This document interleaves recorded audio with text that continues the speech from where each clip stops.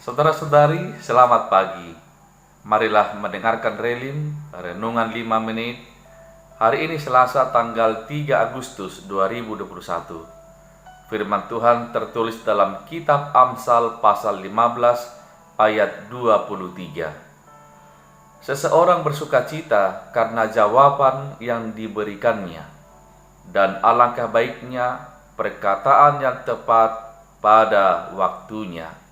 Demikian firman Tuhan. Saudara-saudari, Amsal mengajarkan bahwa orang miskin tidak selalu bersusah hati, dan orang kaya tidak selalu bisa bersenang-senang. Hidup terasa sulit atau sangat menyenangkan tergantung pada keadaan, karakter, dan cara berpikir seseorang.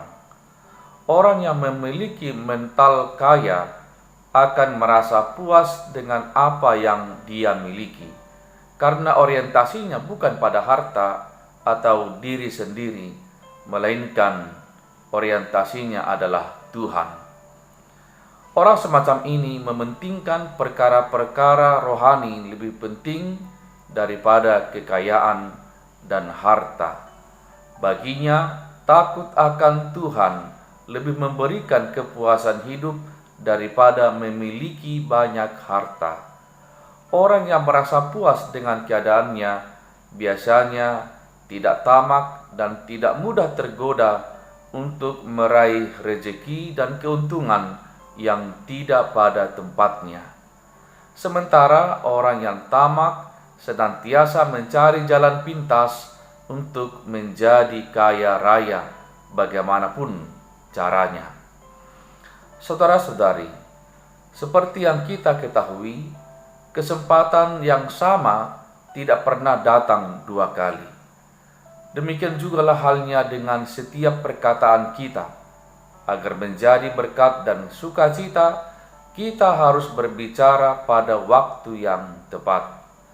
Jawaban akan menjadi keuntungan dan sukacita bagi kita jika diberikan atau disampaikan berkaitan dengan pokok masalah dan tujuan, dan diperkatakan tepat pada waktunya. Ketika itu tidak dibutuhkan dan tidak tepat pada waktunya, maka tidak akan diperhatikan dan tidak akan kena sasaran.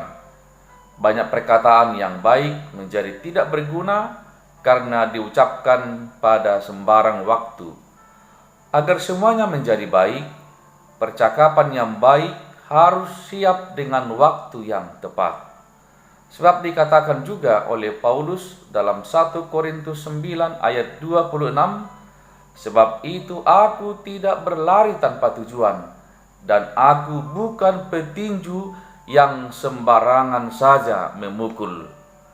Itu artinya kita tahu saat kapan harus bicara, saat kapan harus diam. Kita tidak mudah terpancing dan tidak dikendalikan oleh aksi atau perkataan orang lain. Disinilah letak keistimewaan dan kedewasaan orang Kristen. Jika kita sanggup mengendalikan dan mengelola emosi kita, inilah yang disebut dengan kecerdasan emosi. Jika Anda dan saya ingin memiliki kecerdasan emosi, latihlah diri kita sebagaimana Yesus yang tahu saat kapan akan bicara dan saat kapan dia diam. Demikian halnya kita. Maka milikilah kecerdasan emosi itu. Amin. Marilah kita berdoa. Ya Tuhan, terima kasih atas firman-Mu yang memberi kami peringatan dan panduan hari ini. Kiranya sukacita dan juga kegembiraan kami miliki dalam hidup kami, karena setiap perkataan kami membawa dan meninggalkan berkat, bukan kemarahan dan kebencian, karena kami mengucapkannya dengan waktu yang tepat dan tujuan yang tepat. Kiranya Tuhan memberi kami kecerdasan emosi, sehingga hidup kami dan perkataan kami memberi manfaat bagi orang lain.